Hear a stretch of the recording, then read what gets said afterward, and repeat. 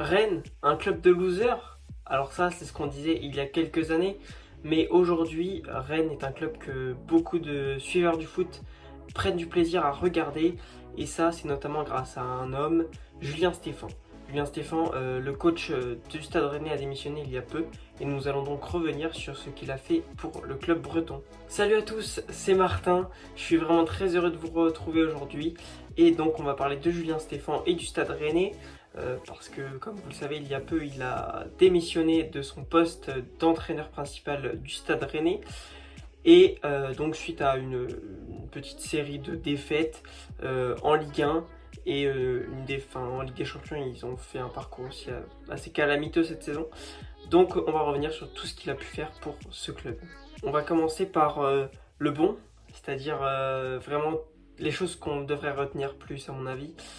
Julien Stéphan, c'est le coach qui a fait gagner à Rennes la Coupe de France, qui était leur premier trophée remporté depuis vraiment très très longtemps. Ça fait depuis 1983 qu'ils n'avaient plus remporté de trophée, et encore en 1983 c'était la D2. Et sinon c'était en 71 leur dernier trophée plutôt majeur, on va dire, c'était la Coupe de France justement. Donc voilà, le Stade Rennais a vécu une véritable renaissance avec Julien Stéphan. Une véritable renaissance parce que il a aussi, mis à part la Coupe de France, qualifié Rennes en Coupe d'Europe chaque année quand il a été entraîneur. Il a permis à Rennes d'obtenir leur meilleur classement de leur histoire en Ligue 1. Ils ont terminé 3e en 2020, même si la saison n'a pas été à son terme. Donc bon, on peut toujours discuter est-ce qu'ils auraient fait un podium en cas de fin de saison complète. Mais en tous les cas, le fait est qu'ils ont terminé troisième au bout de cette saison-là. Euh, Ils ont aussi vécu leur meilleur parcours européen avec Julien Stéphan. En Ligue Europa, ils ont atteint les huitièmes de finale, ce qui n'était jamais arrivé dans l'histoire du club. Ils les ont atteints après avoir éliminé le Betis Séville en 16e de finale. Pardon. Et ensuite, ils ont affronté Arsenal en 8e de finale. Je ne sais pas si vous vous souvenez, mais un match, très beau match aller, où ils avaient remporté le match aller 2-0, il me semble. Et au match retour, ils ont malheureusement perdu. Ils ont subi la remontée des Anglais, des Gunners. Mais en tout cas, c'était une belle expérience pour les Rennais et les spectateurs ont été ravis. Ils sont revenus en masse au stade après ça. C'est vraiment l'élément déclencheur, la première chose qui nous a fait dire mais c'est magnifique ce qui est en train de se passer au Stade Rennais. Ensuite, il a donc continué sur sa lancée, Julien Stéphan. Il a qualifié à nouveau Rennes en Ligue Europa la saison suivante. Et puis donc avec sa troisième place en 2020, il a qualifié Rennes en Ligue des Champions. C'était la première fois que le club breton ait participé à cette compétition. Donc vraiment quelque chose d'extraordinaire. Et voilà, ça restera dans les mémoires du club. C'est historique, vraiment. Même si bon, le parcours n'est pas exceptionnel, mais c'est une première. Donc voilà, il faut bien commencer un moment. Voilà, et sinon, ça c'était plutôt les chiffres, ce qu'il est fait en fait, les trophées, les classements. Maintenant, Julien Stéphan n'a pas apporté que des trophées ou des bonnes places, il a aussi apporté un jeu à Rennes. C'est pour ça que les suiveurs du football de la Ligue 1 aiment suivre cette équipe maintenant, même si bon, cette saison c'est un peu plus compliqué, mais c'est pour ça qu'il s'est retiré aussi. Rennes, c'est une équipe que on regarde, qu'on met parmi les favoris pour la Coupe d'Europe chaque année maintenant, alors qu'avant c'était plutôt le ventre mou, Rennes, hein, vraiment clairement. Rennes, c'était 18e, voilà, c'était pas extraordinaire. C'était en Ligue 1 tous les ans, c'est sûr, hein, ça ne luttait jamais pour le maintien, mais c'était vraiment le ventre mou. Donc maintenant, le Stade Rennais, c'est vraiment une équipe beaucoup plus crédible en France, avec un projet qui monte en puissance, hein, parce que sûrement l'élan des Coupes d'Europe a donné envie à M. Pinault d'investir encore plus dans le club. C'est un club qui est sur la pente ascendante actuellement, même si bon, cette saison est particulière, mais c'est un club qui a des ambitions. Julien Stéphan, donc, pour revenir à lui, c'est un entraîneur qui a fait, c'était son premier poste en fait comme entraîneur principal d'une équipe A de Ligue 1 en fait à Rennes. Après avoir passé il a passé 9 ans au club au total. Il avait entraîné les jeunes pendant 6 ans avant de faire 3 ans avec l'équipe A. Donc il est resté au total 9 ans au club. C'est un entraîneur qui avait vraiment l'ADN du club, qui aime ce club, qui a entraîné avec l'amour du maillot. Voilà, il est né à Rennes, c'est important pour lui ce club dans sa vie. On l'a vu au niveau de son départ, il a été vraiment déçu de partir, mais il sentait que c'était le bon moment, qu'il ne fallait pas continuer plus longtemps. Et donc il a vraiment été aimé des supporters pour cela, pour les résultats aussi, parce qu'il faut le dire, les supporters rennais n'avaient pas vraiment l'habitude de résultats aussi bons dans les dernières années. Mais aussi, il a été aimé des supporters parce qu'il a fait jouer énormément de jeunes. Les jeunes qu'il a connus, sûrement aussi avant, quand il était formateur, quand il a entraîné l'équipe de jeunes. Et il a donc fait percer Kamavinga, évidemment, ça tout le monde le sait, tout le monde le connaît, voilà, c'est le plus connu. Ensuite, il a aussi fait jouer Truffert, hein, l'arrière gauche, qui est vraiment très bon, le jeune Truffert, qui d'ailleurs a la double nationalité française-belge, et qui, j'ai vu, a été approché par la sélection belge, alors qu'il joue avec les espoirs de l'équipe de France. Il faudra voir ce que ça donne dans les prochains mois, s'il prend une décision, mais voilà, c'est un joueur à suivre. Il a aussi fait jouer Sopi, Gbo ou encore Rutter, qui sont des jeunes joueurs du centre de formation rennais.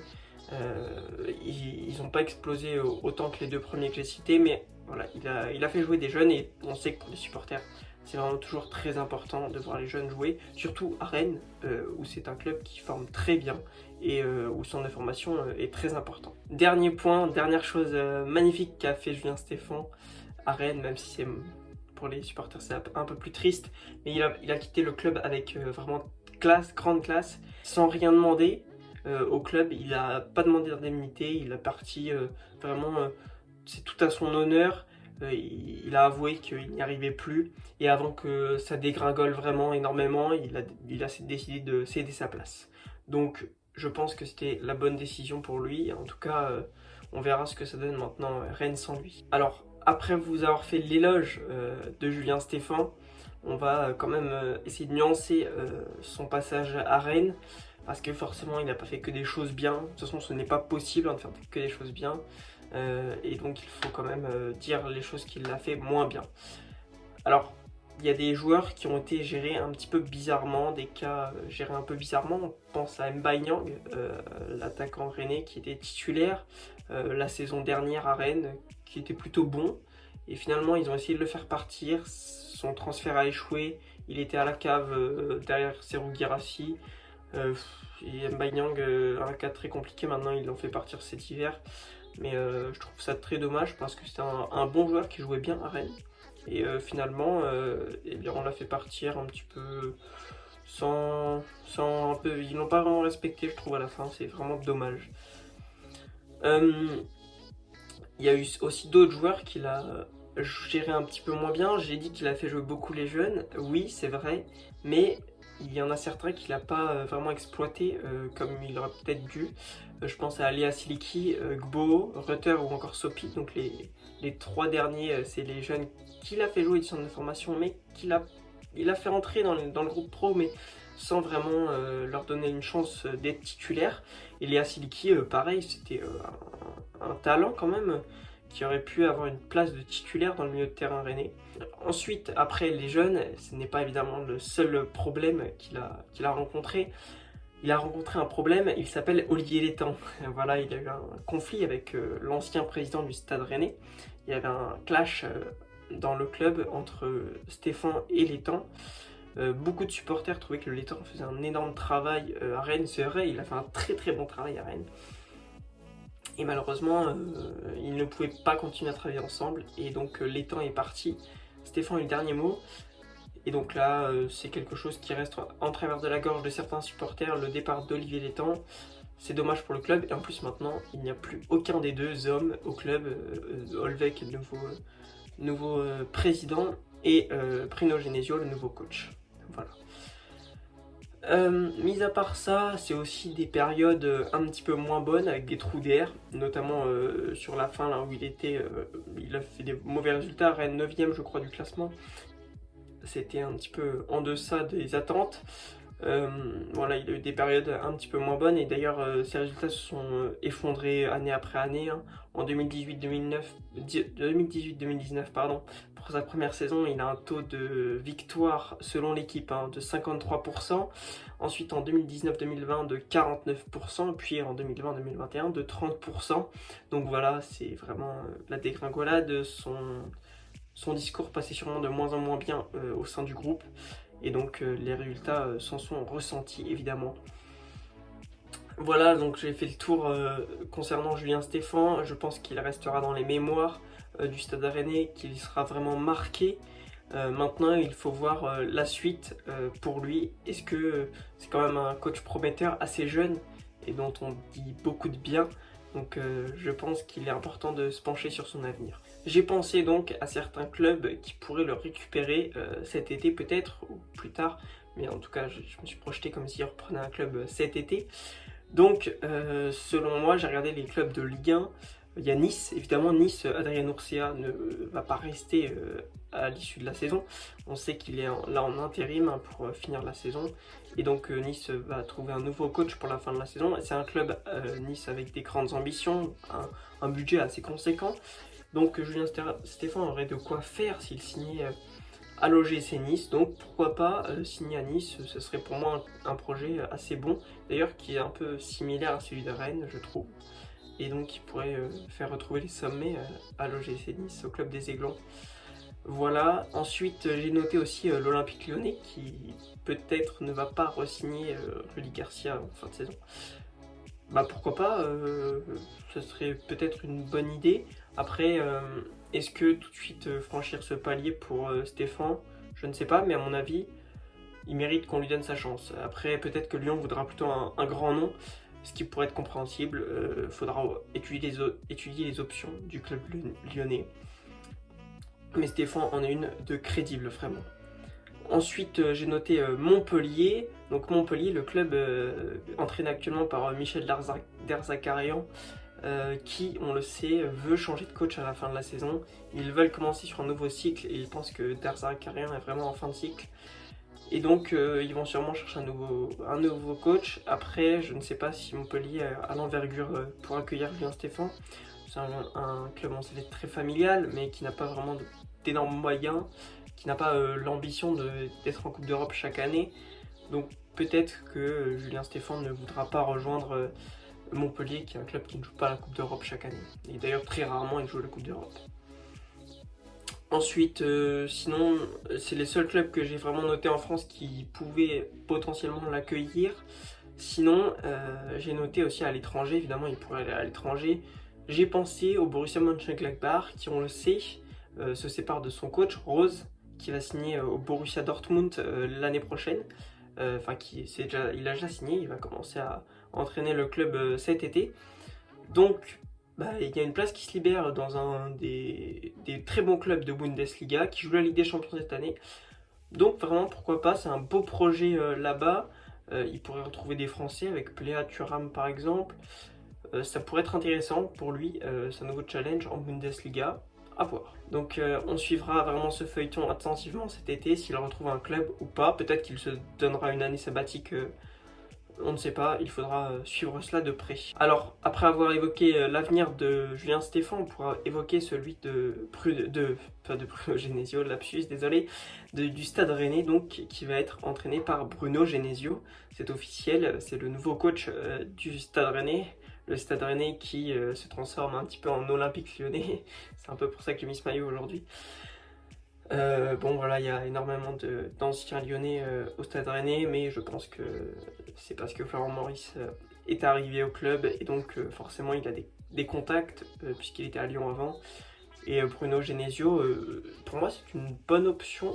C'est un entraîneur qui connaît la Coupe d'Europe, hein. Il a déjà emmené Lyon en demi-finale de Ligue Europa, donc ça pourrait être intéressant de voir ce qu'il pourrait faire avec Rennes s'ils arrivent à se qualifier à nouveau en Ligue Europa cette année.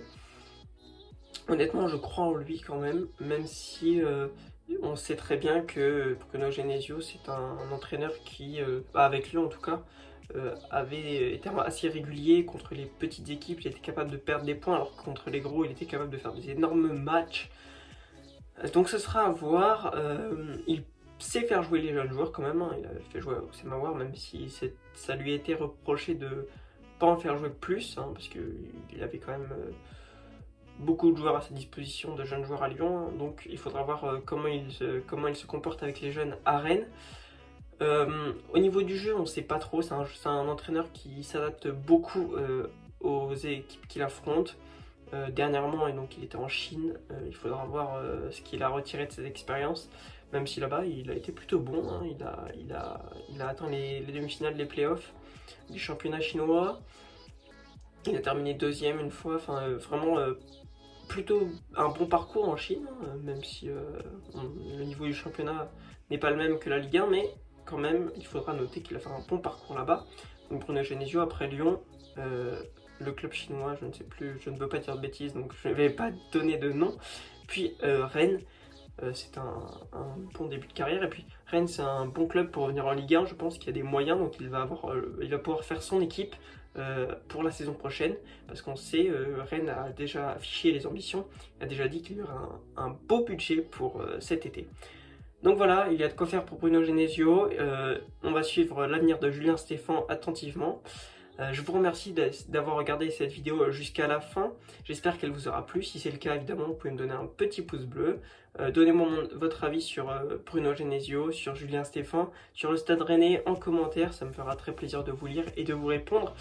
Abonnez-vous si vous ne voulez pas rater les prochaines vidéos. Et puis, on se dit à bientôt. Salut!